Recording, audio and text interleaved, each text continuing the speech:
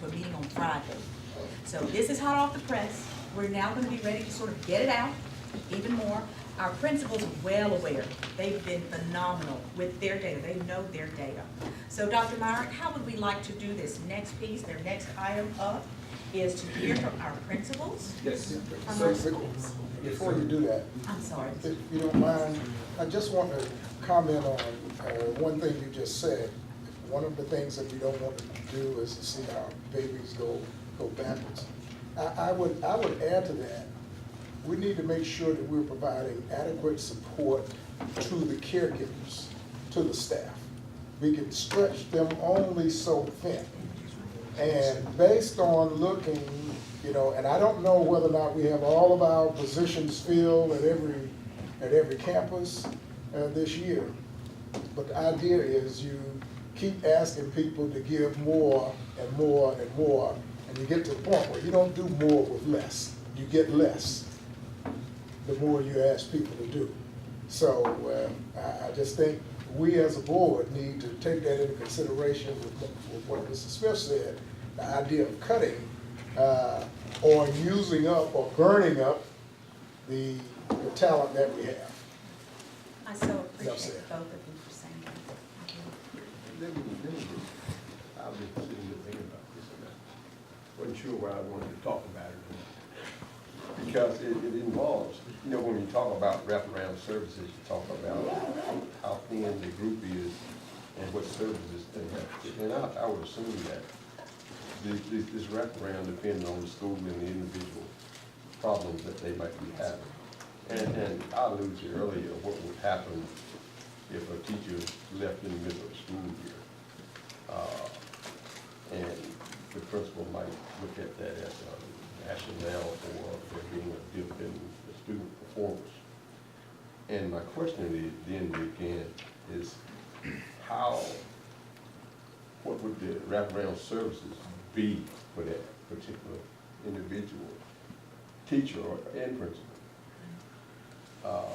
And Dr. Meyer might be able to answer that question hypothetically. Well, we had that case actually happen a couple of times last year. And I'll tell you, Mr. Pease, we've done on this academic team everything from write lesson plans, so all someone has to do is physically deliver, to sit and help people craft their craft with regard to writing plans and working on how to deliver. Some have even delivered the lessons themselves and shown So if there was a up. substitute that took place, then that someone from your team would go in to that classroom and help.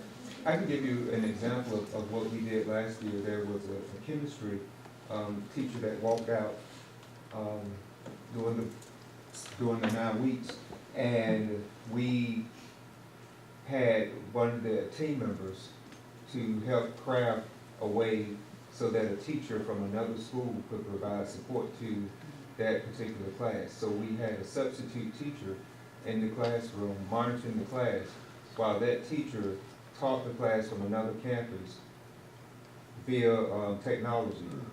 A couple of days a week, that teacher would go over to that classroom and visit that class with those students to make a face-to-face appearance. So that's just one of the ways that we've done it. Other ways we've had substitute teachers, and in fact we are experiencing, I'm thinking about it now, we're getting ready to start a process where we have a teacher at another campus where there's, medical leave for a teacher. Teacher is going to write lesson plans to provide to the substitute, and then someone from my team is going to go over and work with the principal to make sure that those plans are being implemented and the substitutes go in the classroom. And we also try to find where we know that there's going to be long-term subs. The principals work with the HR to try to find some retired teachers that we can put in there, or our substitutes that are really strong with classroom management and have a clear understanding of what that content might need to be in a classroom. So when they're getting those lesson plans, they're able to supplement with those lesson plans in the class. So we do everything we can to try to make sure that we, keep learning going. And I understand that these people on your team wear more than one hat too. Yes. I mean, in addition to this. Yes. So I guess it's sort of going back to what Mr. Smith was talking about. and not having enough people to do what, you really need to do in order to be successful, because these things won't happen. I mean, people gonna quit, they're gonna get sick, and so. We have babies that seem to come every month, and someone has to be out. We don't drink the water around here. I mean, we have a couple of schools where that has been very We also support principals in that way too. That's right. Because when principals go out, whether or not there's an assistant principal on campus, someone still needs to be able to go by on a pretty regular basis to help with classroom observations, because those are state requirements that have to be in. I'm going to just throw something out there. If everyone will just take a look. Of the academic team last school year, how many of you had to go in and play principal at any juncture in the year? I just thought that would be of interest to the board. Good. And do your job while you just. Well, and the other challenge we're gonna have is as our enrollment continues to decline, we're not gonna qualify for certain positions in terms of allotments. So it's gonna make things even more complicated. Cheery news. Okay. As a member of this board, I can feel the pain. It's heart-wrenching. It is. It's heart-wrenching when you look at the math and you look at the tough conversations you all are about to have tomorrow night, looking for $955,000, and you look at the short staff we have, and you look at test results on top of it, and where you'd like to see children go. It's a bit of a crossroads. But we're hopeful, and we will do it. We will. So Dr. Myrick, how would you like to do this? So I'm going to just list the schools so that they would know how they're going in alpha order, starting with Creedmoor, ending with Webb. So you guys kind of know where you fall in the Creedmoor, West Oxford, Butlerston, Mary Potter, and Webb. What we would like to do, board members, we will start with Ms. McKnight at Creedmoor Elementary School. We did ask them to bring members of the school improvement team or the assistant principal with them tonight. But what would happen, we're going to ask the principal to come and sit at the table. We're going to pull a chair up to the table for the principal, and Michelle Robinson and I and Pauletta Thompson and Dr. Thomas will sit at the table with them. And the reason I'm asking for these folks to come up at the table, and the other academic team members, they're going to be sitting right behind. But these three that are coming to the table tonight with the principals, in some instances actually went to the schools and spent 2.5 to 3 hours or more with the principal and members of their team to work through their plans, to look at their goals and their objectives. So what we've asked each school to do is to give us a 2-minute overview of their objectives and their goals and their plans. And then we will allow the board members 3 minutes to kind of ask some questions. So we're trying to hold it to about 5 minutes. So we figured that. Back off. 3 minutes for board members to ask questions. 10 minutes for board members to ask questions? Well, I mean, I think we should, keep it reasonable, but there may be, I'm glad 3 to hear, minutes. glad to hear you say that, Dr. Houlihan, because these principals have worked really, really hard, and they have a lot that they would love to share with you tonight. So I'm going to turn it over to Michelle now, and she's going to just give an overview of the process that we followed this year, and then we're going to go from there. But please know that our other academic team members did help, and they did show up, but these three led those tough conversations with those teams. Michelle, before you begin, will you give your duties? She's our elementary director, but you're over school improvement plans, and go from there. Director of Professional Development K-12, before and after school, pre-K, and I share ESL with Pauletta. Do you want us all to introduce you? If you will, please, let's do that. Okay, Pauletta Thompson, I'm the Director of Federal Programs, Grant Equity Choice Program, and ESL. And Tanya Thomas, Director of Student Services, which entails counselors and nurses, Director of AIG Services, and District Ombudsman, where I get to hear all the happy parents and their concerns. Frankie? I'm Frankie Tucker, I'm the K-12 District Literacy Specialist and Curriculum Facilitator. I work with a lot of new teachers, I work with veteran teachers on literacy and with PD, go in, hold hands, model lessons, sit side by side planning. I also work with the middle and high school schools that are LDC, Literacy Design Collaborative, and I lead the all ELA, English Language Arts curriculum design teams, and whatever else I'm able to join in and do. Anthony Herndon, I'm the math specialist for the district. I'm the counterpart to Frankie, so everything she said, that relates to math. Good evening, everyone. Melanie Burnett, official title Program Specialist and Compliance Specialist for the Exceptional Children's Program. I also do Medicaid for the district, and right now I am attempting to be the interim director and filling in wherever I can to keep things going. Beth Cook, your testing and accountability as well as music, art, band course. Vanessa Wren, technology, blended learning, and this principal of Greenville Academy. What happened to CTE? Well, glad you asked. CTE, will you stand up, please? Yes.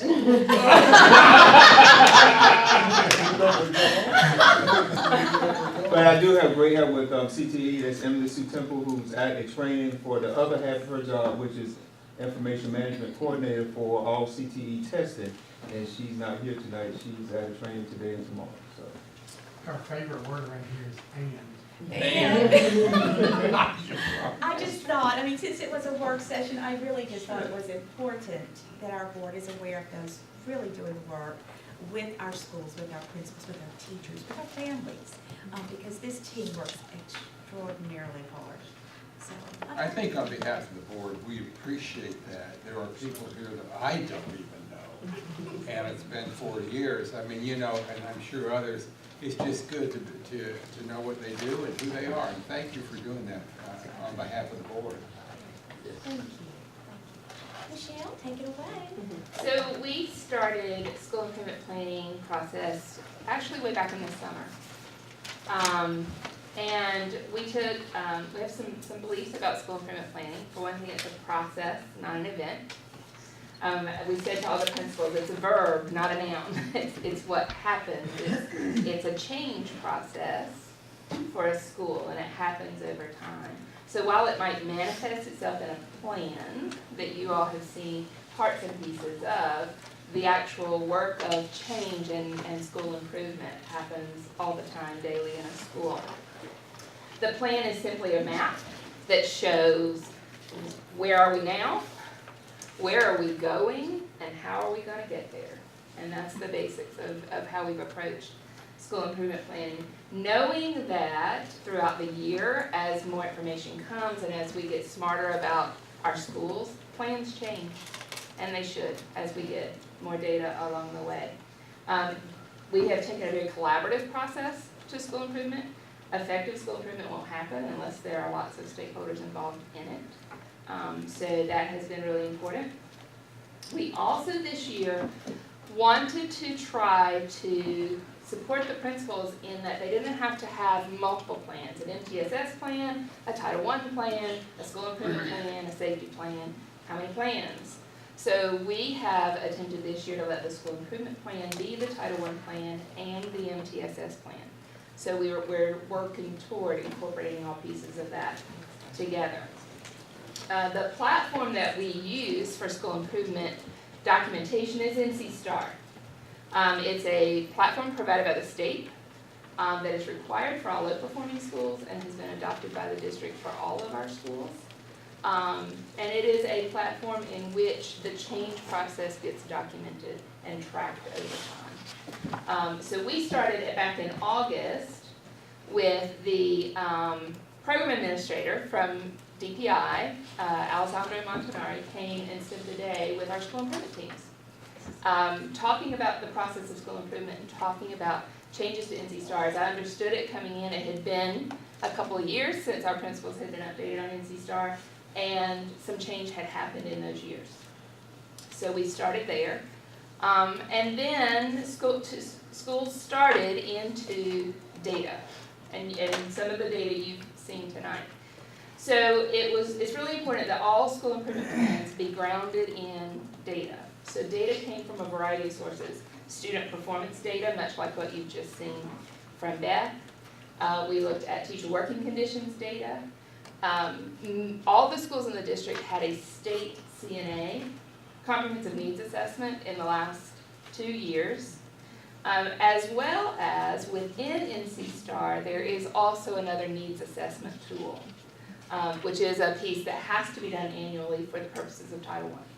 So principals had lots of data at their fingertips, from which they then started the process of setting goals. So we went out and worked with the principals around making sure those goals are student-driven, that they are specific, that they can be measured, and that they're attainable, and that they're relevant to the data.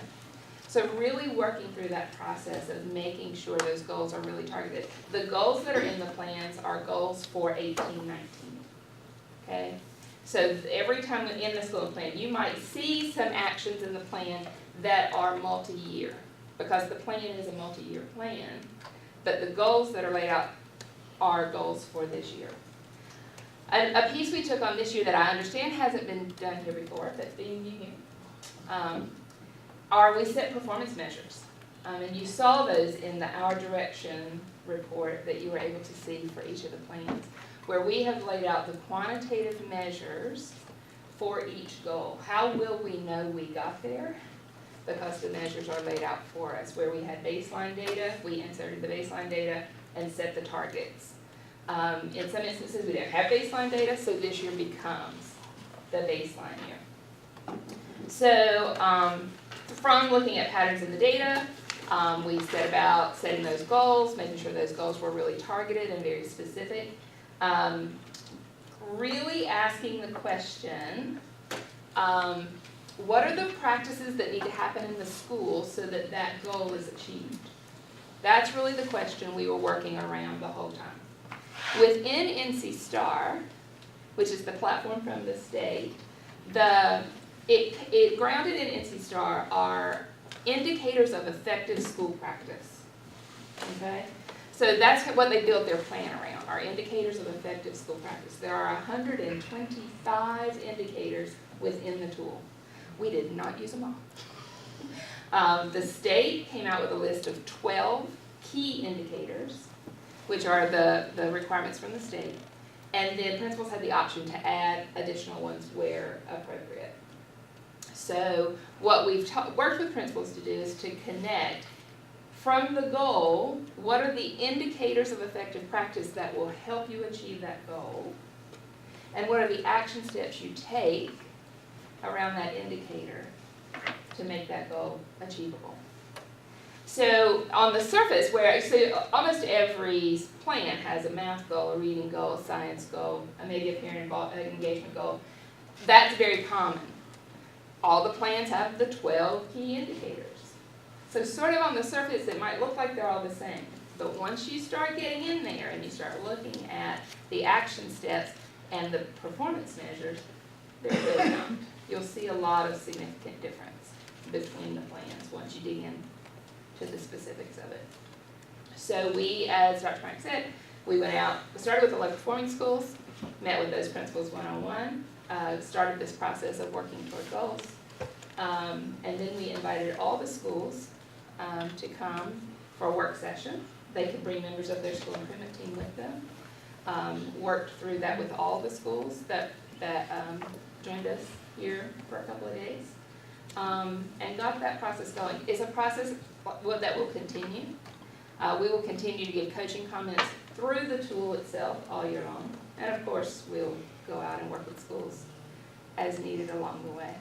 So it's definitely a piece that started and that will continue as the year progresses.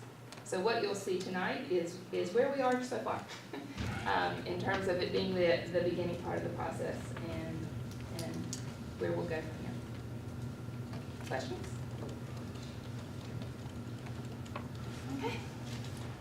Good evening. Amen.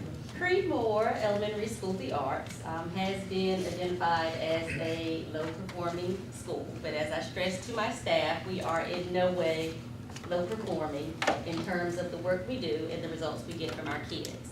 Although our school overall has a proficiency of 42%, our growth is 83.3%. So we have our babies come in, some of them not having read, some of them not having seen a book, and we grow them. We start where they are and we move them. One of the things that is prevalent at our school is that our children come from some very unique and often traumatic situations, and before you can deal with the reading and the writing and the math of it all, you have to deal with the child. You have to work with that child. So that leads me to my first goal. Research has shown that teachers that are socially and emotionally competent are able to work with children who bring challenges with them more effectively. So in an effort to address that and facilitate not only teachers doing what needs to be done for the students, but teachers taking care of themselves as well, we are using a program that's called Creating a Trauma-Sensitive School. So this speaks to the needs of the students, this speaks to the needs of the teachers who are working in a school with a high needs population. And the desired outcome or the goal is that because of the implementation of this, we will reduce our office referrals, hence our out-of-school suspensions and in-school suspensions by 20% over the course of this academic year. Last year, we had 185 office referrals, so we were averaging one a day. And by the end of this year, we're hoping to reduce that to approximately 157 at a minimum, based on the implementation of this professional development for the teachers. And there's a component for the parents as well, because parents need to know how to recognize those signs of children that have experienced trauma and how to deal with them at home as well. One of the other goals that we have is to have a minimum of 43% of our students meet grade level proficiency, and 32% of them to be college and career ready. And there are some things that we have in place in an effort to achieve that this year. One of them is that Creedmoor Elementary School of the Arts now houses Project Learn. It's one of 2 sites in the county, and that program is geared towards students who are English language learners or have attendance issues or behavioral issues, or simply aren't where we want them to be academically. So because of this program, students receive an additional 6 hours a week of instruction from a certified teacher that has experience in their grade level. And because of the population that Project Learn works with, it then enables us to take what is built into our schedule as a focus time that traditionally would be used as remediation, and then that helps us to provide enrichment to those students who are kind of there, but need a little more in order to demonstrate college and career readiness. And the third goal that I would like to share with you is to increase the percentage of students in the English language learner and students with disabilities subgroups. Those 2 subgroups are performing significantly behind the other subgroups.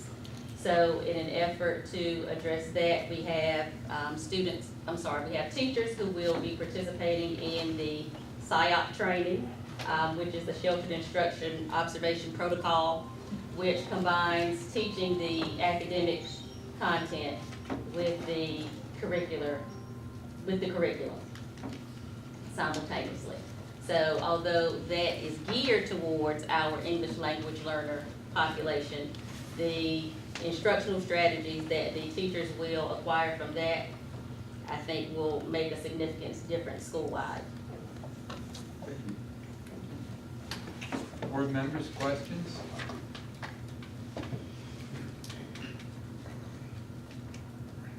And this was her first.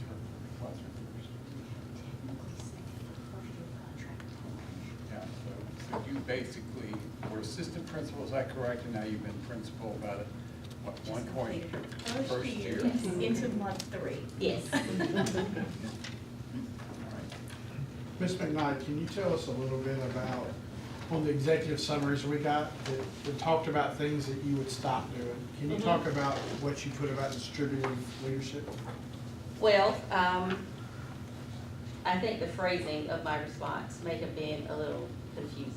I have found that in order for anything to be effective, I have to have my teachers on board. They're the ones who see and touch the kids every day. So in an effort to make sure that all the strategies we have in place, the programs that we have in place are being implemented with fidelity, I need the teachers to buy in to whatever it is that I'm serving. So in an effort to do that, I created committees. And the leadership team kind of defined or identified focus areas in the school, and then looking at teacher data and administering a survey to them as to what their interests were and what they felt their areas of expertise were. They then were assigned or signed up for committees, so that each area of the school, the arts integration, is addressed by a committee.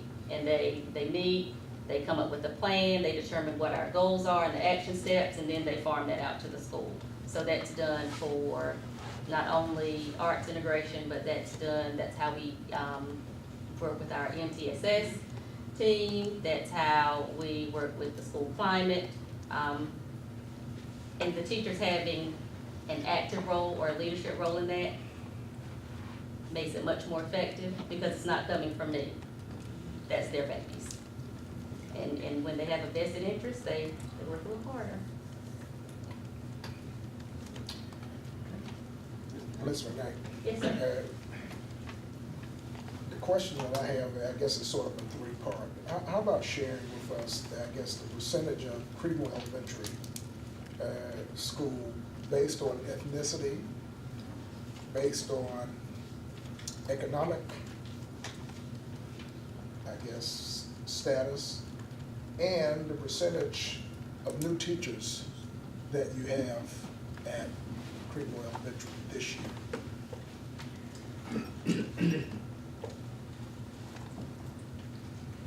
Okay, your first question was the percentage. Ethnicity.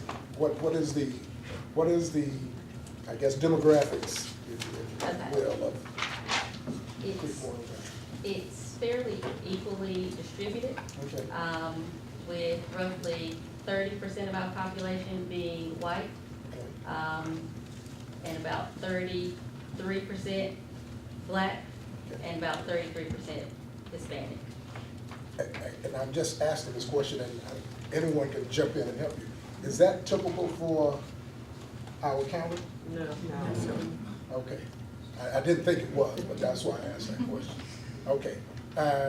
Talk about, I guess, well, maybe that answers the second question about economic capability. 88%, 88.3. 88.3%. That is determined by the number of free and reduced lunch Okay. pupils. What is the number? 88.3. Isn't that like the second largest in the district? West Oxford is the highest. What's up? Okay. Number of new teachers this year. This year, we're at about 20%. Okay. How's that? New to Creedmoor, Yes. not necessarily first year. New to Creedmoor. Yes. Okay. Do you have first year or first time teaching? And I say that because brand new teachers need some assistance. I only have a couple of those. On the go. Which, might I add just a little bit, which is a little different than last year. Yes. Last year, we had roughly how many brand, as my grandmother would say, brand spanking new teachers? Last year, we were at about, 35, 40% of my staff was new. Mhm. And so that is reduced with her being here this year to just a handful of first brand spanking new Sure. teachers compared to new to Creedmoor, new to our district. Okay. Are all of your vacancies, that's oxymoron. If they're vacancies, they won't be filled. How many vacancies do you have? I do not have any vacancies currently. Yes, as of September 24th. September 12th. And that's really important for the location of where her school is because of its ease of access to that Wake County. I mean, it's a straight shot. And so we found last year this influx of either coming or going right on that highway. So that she's smiling for a reason on that one. Okay. I guess, one other thing that I guess you alluded to, how about parental participation, particularly in PTO, PTA? Can you speak to that? I can. Okay. Currently, we have about 40 to 45 parents who have joined our PTA this year. That number has increased significantly since I've been at Creedmoor. We've averaged 5 to 10. Okay. Okay, yes, sir. Yes, Mr. McKnight, I have one question I'd like to ask you. How confident are you in your plan and your staff? Oh, I'm extremely confident. So- We are 4 points away from the next letter grade, and I'm positive we'll get there. And I think my staff would agree with that. Do you think, and be honest, please, do you think the school improvement stuff that you're working on will really make a difference as to whether or not you move to a C? I think it made a difference last year, so I have no reason not to Excellent. suspect that it will make a difference this year. Excellent answer, excellent. Can I say something? You certainly. I'm extremely proud and excited for you, because this time last year, we knew what you walked into. And the fact that you made some of the jumps last year that y'all did, and the fact that you're still sitting here with us, and you're smiling with us, it means a lot to at least us as a board to know that what you're doing there is really making a significant impact. And Ms. McKnight, I think you're one of my schools that had a 20-plus points jump. Would you want to talk about that for just a moment? That was in the area of science. One of the things that my children tend to lack is vocabulary. It's very difficult to perform on a test if you don't understand the questions that are being asked. So we worked tirelessly on developing that vocabulary in the area of science last year. And I think that the proof is in the pudding, and that has made some believers out of some of my other teachers. So we're expecting to